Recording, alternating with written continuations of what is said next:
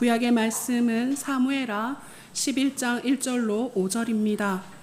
그 해가 돌아와 왕들이 출전할 때가 되매 다윗이 요압과 그에게 있는 그의 부하들과 온 이스라엘 군대를 보내니 그들이 암몬 자손을 멸하고 랍바를 에워쌌고 다윗은 예루살렘에 그대로 있더라. 저녁 때에 다윗이 그의 침상에서 일어나 왕궁 옥상에서 거닐다가 그곳에서 보니 한 여인이 목욕을 하는데 심히 아름다워 보이는지라. 다윗이 사람을 보내 그 여인을 알아보게 하였더니 그가 아뢰되 그는 엘리암의 딸이요 햇사람 우리아의 아내 밧세바가 아니니까 하니 다윗이 전령을 보내어 그 여자를 자기에게로 데려오게 하고 그 여자가 그 부정함을 깨끗하게 하였으므로 더불어 동침하매 그 여자가 자기 집으로 돌아가니라.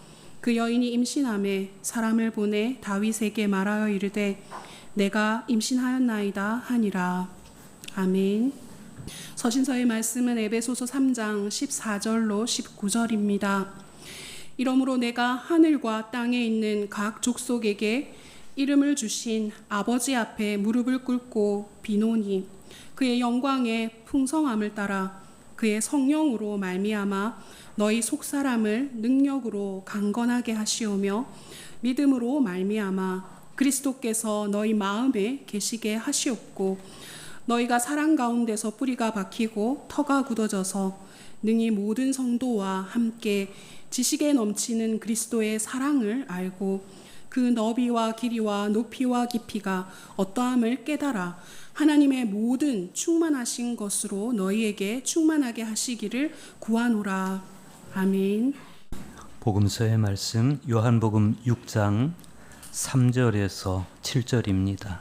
예수께서 산에 오르사 제자들과 함께 거기 앉으시니 마침 유대인의 명절인 유월절이 가까운지라. 예수께서 눈을 들어 큰 무리가 자기에게로 오는 것을 보시고 빌립에게 이르시되 우리가 어디서 떡을 사서 이 사람들을 먹이겠느냐 하시니 이렇게 말씀하심은 친히 어떻게 하실지를 아시고 빌립을 시험하고자 하심이라. 빌립이 대답하되 각 사람에게 조금씩 받게 할지라도 200데나리온의 떡이 부족하리이다. 아멘. 주님의 말씀입니다. 그 마몬의 시대 생명의 논리라는 책이 있습니다. 제가 몇 차례 소개해드린 적이 있는데 그 책을 쓴 박경미 교수는 막스는 막시스트가 아니고 예수는 기독교인이 아니다라는 말을 합니다. 이런 취지인 것 같습니다. 역사적으로 예수는 유대인이었는데 유대교인이었는데 그의 후예들이 예수님의 삶과 죽음을 기념하는 과정에서 기독교라는 제도권 교회가 만들어졌다는 겁니다. 그래서 이 박 교수의 말 속에는 현대 제도적 교회에 대한 다소간의 냉소가 깃들여 있습니다. 현재의 기독교, 지금 우리 보여지는 기독교는 예수를 기념하는 종교이지 예수의 삶을 몸으로 살아내는 종교가 아니라는 겁니다. 그래서 이 이야기 끝에 박경미 교수가 이런 말을 남깁니다. 기독교인들은 예수와 멀어지기 위해 예수를 높은 곳에 고이 모셔놓는다. 예수를 기념하는 것은 사실은 예수를 먼 과거의 인물로 박제하여 가두어 두는 것이다. 요한복음의 예수가 내 살을 먹고 내 피를 마시라고 했을 때 그 말은 단순히 수사적인 표현이 아니라 말 그대로 예수의 살과 피가 내 몸 안에 녹아들어 더 이상 종이 아니라 예수의 친구가 되어 나도 예수처럼 하나님 나라, 동무들의 나라를 이루며 살아가야 한다는 뜻이다. 이 글을 읽다 보면 모골이 송연해지는 것이 예수님을 따라서 치열하게 살아갈 자신이 없어서 우리는 예수님을 내 마음의 외진 곳, 어느 곳에 그냥 박제해 두고 예수님의 말씀을 교리로 만들어서 되새김질만 할 뿐이지 정작 예수가 결여된 삶을 살고 있다. 이렇게 느껴지기 때문입니다. 어쩌면 우리는 예수님처럼 살아감으로써 하나님 나라를 이루어가는 존재가 아니고 예수를 빙자해서 하나님 나라를 탐하는 종교 소비자들이 되어가는 것 아니냐, 이런 생각이 듭니다. 지난주 서신서의 말씀에서 바울 사도는 아주 각별한 단어를 들어서 그리스도인의 정체성을 소개했습니다. 성전이라는 단어였습니다. 그리스도 안에서 성전이 되어가는 사람, 그리스도 안에서 함께 지어져 가는 사람, 그런 사람이 바로 그리스도인이라는 겁니다. 여기서 중요한 것은 두 가지입니다. 첫째는 그리스도 안에서예요. 둘째는 성전이 되어가는 것입니다. 이 두 가지 중에 한 가지라도 결핍되면 우리는 그리스도인이라고 말하기가 어려워집니다. 그리스도 없는 성전은 그냥 일반 템플들밖에 없습니다. 또 성전이라 하더라도 그리스도 안에 있다 하더라도 그 안에서 우리가 성전이 되어가지 못하면 우리는 진정한 그리스도인이 되기가 어렵습니다. 그래서인지 사도 바울도 너희는 성전이다 이렇게 완결형으로 이야기하지 않고 너희는 성전이 되어 가고 있다, 너희는 함께 지어져 가고 있다라고 현재 진행형으로 이야기를 하는 겁니다. 우리가 아직은 성전으로서 부족하지만 그러나 종말론적 가능성은 항상 열려 있다는 거예요. 그래서인지 오늘 말씀에서 사도 바울은 그 종말론적 가능성을 붙들고 기도합니다. 특별히 사도 바울은 성전이 되어가는 존재로서 우리 성도가 도달해야 할 세 가지 신앙적 목표에 대해서 기도합니다. 첫 번째 기도 보시겠습니다. 에베소서 3장 14절에서 16절입니다.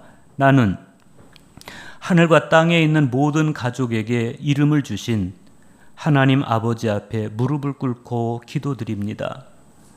넘쳐 흐르는 영광의 아버지께서 성령으로 여러분의 힘을 돋우어 내적 인간으로 굳세게 하여 주시기를 빕니다. 그랬습니다.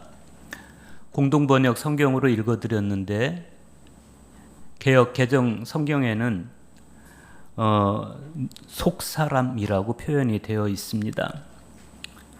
에베소 교우들을 위한 바울의 첫 번째 기도는 하나님께서 성령으로 저들의 힘을 돋구어서 내적 인간으로 굳세게 하여 달라는 겁니다. 지금 에베소 교회 성도들은 이 바울의 중보 기도가 필요할 만큼 내적 인간, 속사람이 연약해져 있었습니다. 내적 인간이라는 표현은 인간의 몸과 영혼을 외적 인간, 내적 인간으로 구분하는 헬라 철학에서 유래한 겁니다. 사도 바울은 고린도후서 4장 16절에서 우리의 외적 인간은 낡아지지만 내적 인간은 나날이 새로워지고 있습니다 라면서 내적 인간과 외적 인간을 대조해서 보여줍니다. 그렇다고 해서 사도 바울이 인간을 헬라 철학자들처럼 이원론적으로만 본 건 아닙니다. 본디 성서적 인간관에서 육과 혼과 영은 인간을 구성하는 각각의 다른 요소가 아니라 전인적 인간을 의미합니다. 우리는 육이면서 동시에 혼이면서 동시에 영적 존재라는 거예요.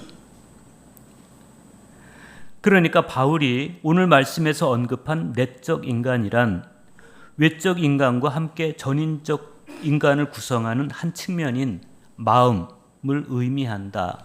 이렇게 보면 되겠습니다. 그런데 이 마음이 중요합니다.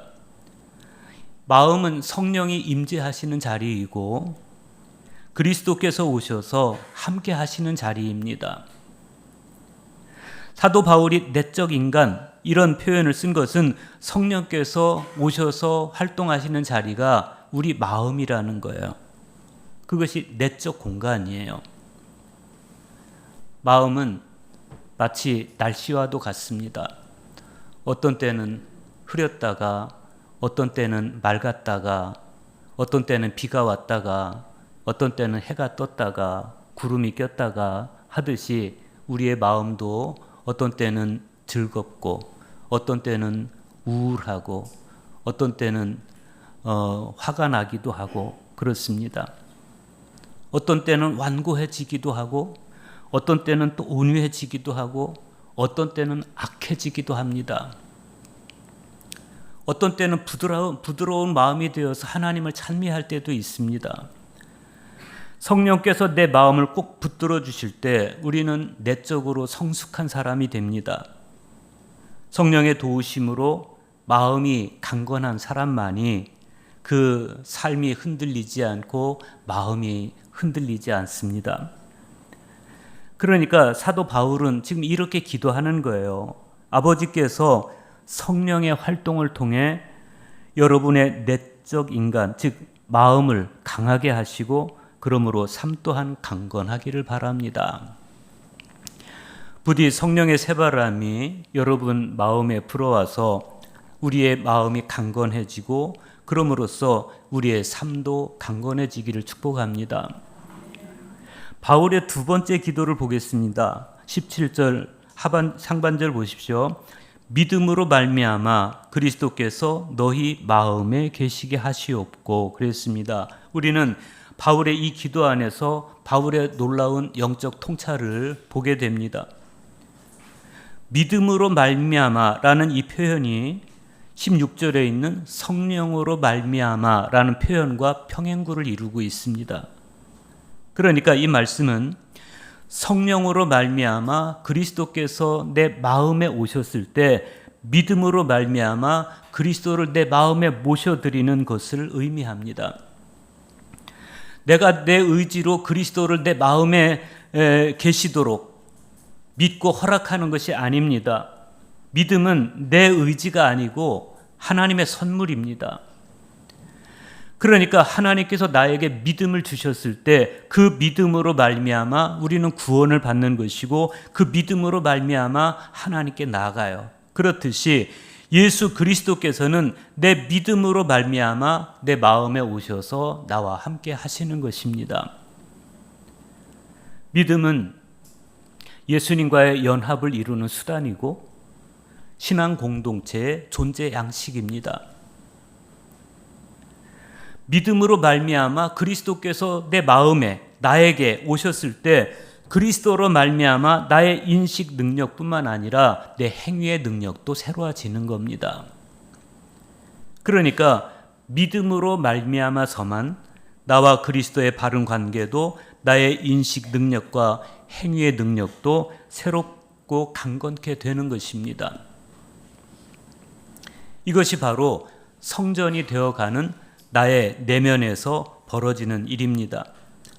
사도 바울이 그 진실을 깨달았습니다.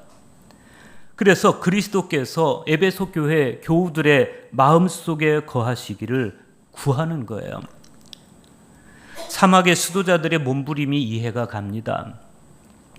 그들은 주님의 현존을, 내 안에 주님이 현존하심을 한시도 놓치지 않으려는 영혼의 몸부림으로 단순 기도에 전념했습니다.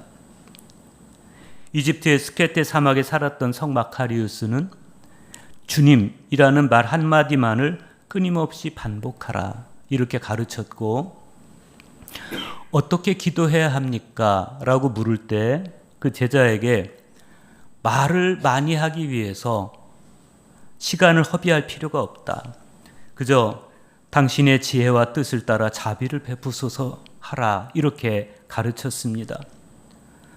말을 많이 하려다 보면 주님은 놓치고 말마디만 남게 될 것을 경계한 겁니다. 짧은 말마디나 단마디 기도로서 기도를 단순하게 하고 마음은 하나님 안에 고요히 머물러 있어라, 그런 것이죠. 그래서 이런 단마디 기도를 화살 기도라고도 하고 단순 기도 혹은 독백 기도라고 합니다.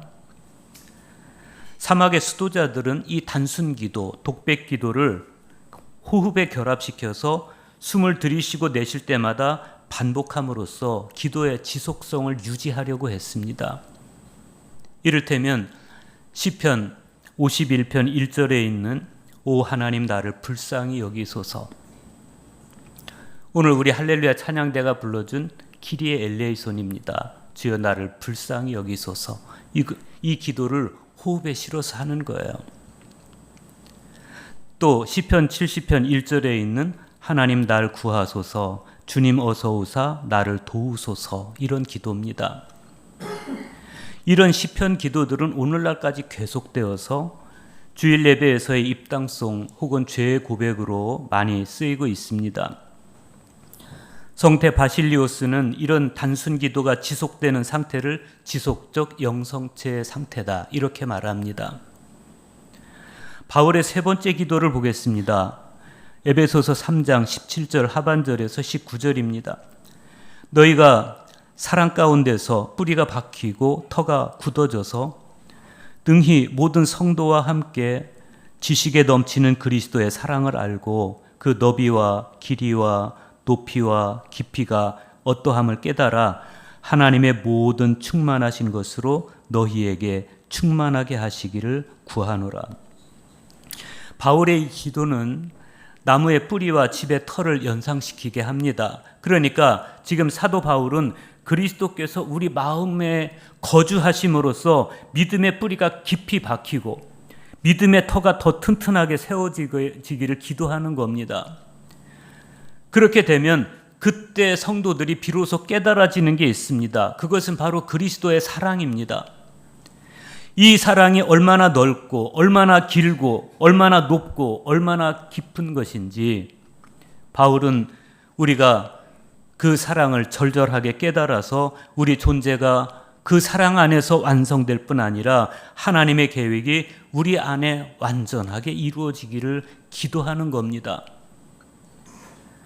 그러면 우리 존재가 완성된다는 것, 그리고 하나님의 계획이 우리 안에 완전하게 이루어진다는 것, 그게 과연 뭐겠습니까? 그것은 우리가 사랑의 존재가 되는 것입니다. 그것이 하나님의 충만으로 충만한 것입니다. 우리는 오늘 이 말씀을 묵상하면서 16절부터 시작된 사도 바울의 기도가 점진적으로 단계가 높아지는 것을 보게 됩니다.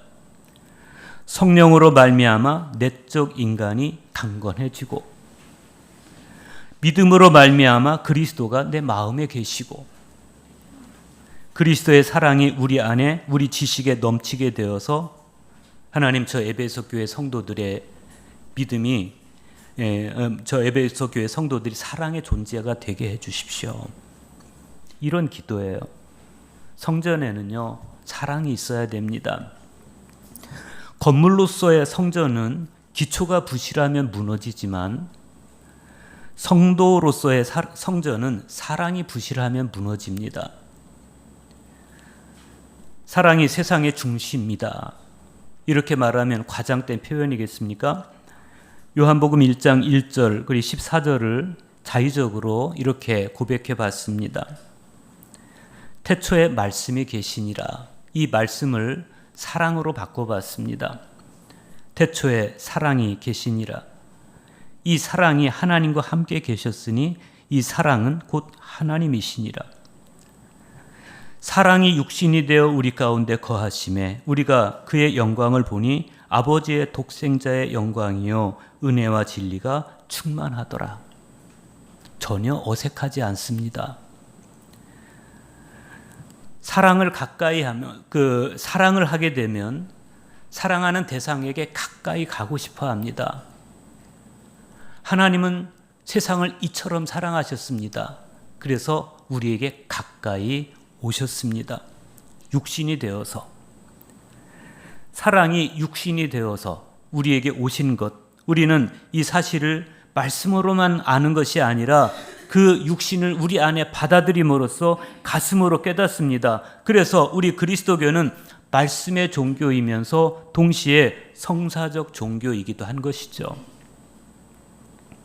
하나님의 거룩한 성전이신 여러분, 부디 성전이신 여러분이 예수님의 사랑의 뿌리를 받고 예수님의 사랑을 기초로 살고 예수님 사랑의 너비와 길이와 높이와 깊이가 어떠함을 깨달아서 예수님의 충만하신 사랑으로 여러분도 충만하시기를 바랍니다.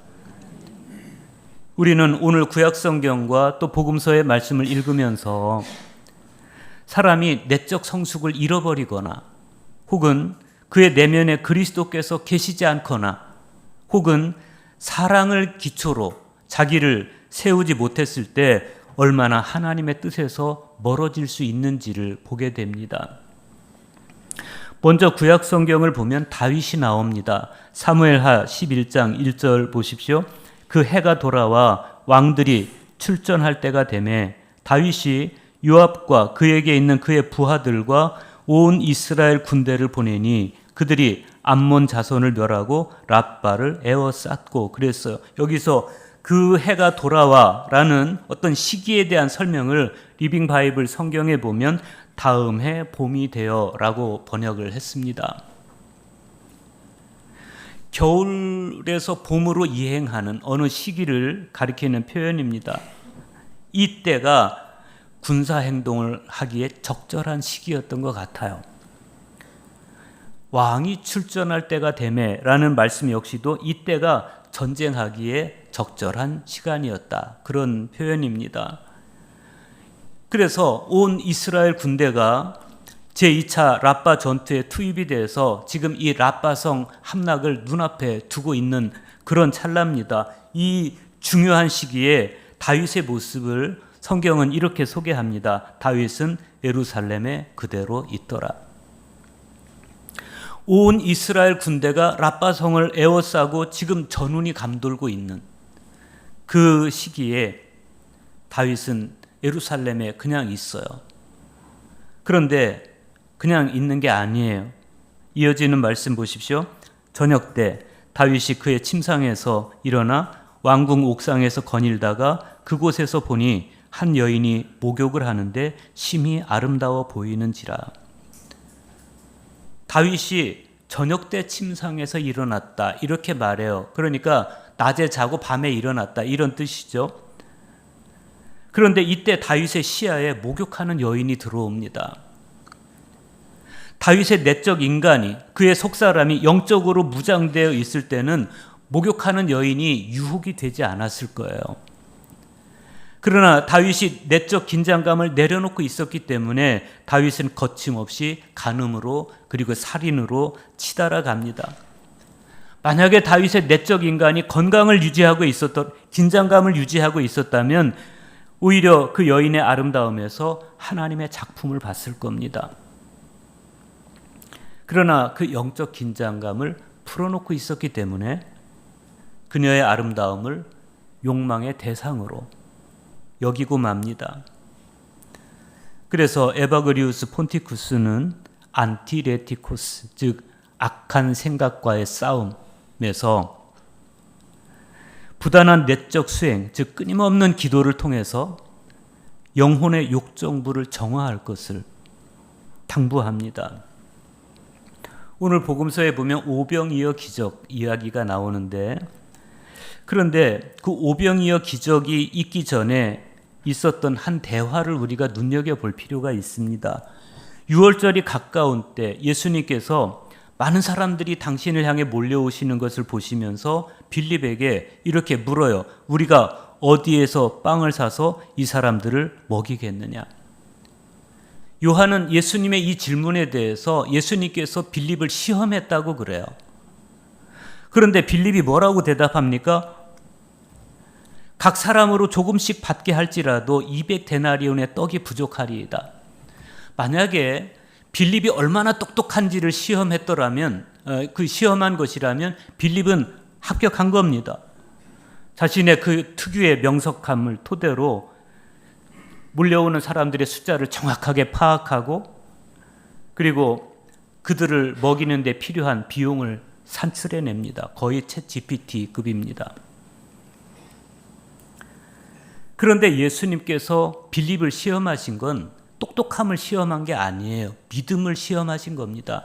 그 안에 사랑이 있는지를 본 겁니다.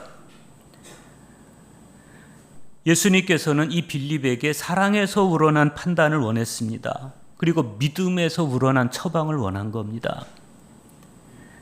그런데 그때 베드로의 형제, 시몬 베드로의 형제 안드레가 한 아이가 들고 있던 보리떡 5개와 물고기 2마리를 예수님께 가지고 와요. 안드레가 보리떡과 물고기를 예수님께 드리면서 하는 말이 이렇습니다. 그러나 그것이 이 많은 사람에게 얼마나 되겠사옵나이까. 아마 저나 여러분도 예수님께 같은 상황이었다면 똑같이 얘기했을 거예요. 구름대 같은 사람들이 몰려오는데 물고기 2마리와 보리떡 5개, 이게 무슨 의미가 있겠습니까? 이런 뜻 아닙니까? 빌립이 수에 밝고 분석적인 사람이라면 안드레는 아주 상식적인 사람입니다. 그러나 이들의 이 명석함 그리고 상식적인 반응, 이것은 주님이 바라시는 것과는 거리가 멀었습니다. 내적 성숙이 결여된 명석함도 상식도 주님의 뜻을 이루는 데는 별 도움이 되지를 못하고 있습니다. 우리는 예수님을 그냥 추억만 하는 사람이 되면 안 됩니다. 교리적으로 공감하고 동의하고 예수님을 그냥 기념하고, 대개 우리가 그런 류의 신앙생활을 합니다. 우리는 예수를 몸으로 살아내는 사람이 돼야 됩니다. 예수님을 내 마음 외진 곳에 손님처럼 모셔두고 예수님의 말씀을 교리로 만들어서 그냥 되새김질하고 예수가 결여된 삶을 살아가는 그런 존재가 아니고 끊임없는 내적 수행, 즉 말씀 묵상과 기도를 통해서 성령께서 내 마음에 오셔서 임재하시고 성령으로 말미암아 내적 인간, 속사람이 강건해지고 믿음으로 말미암아 그리스도가 내 마음에 계시고 지식에 넘치는 그리스도의 사랑을 알게 되어서 인식의 능력뿐만 아니라 행위의 능력으로 새롭게 되는, 그렇게 아름다운 성전으로 지어져 가는 그러한 저와 여러분 될 수 있기를 간절히 축복합니다.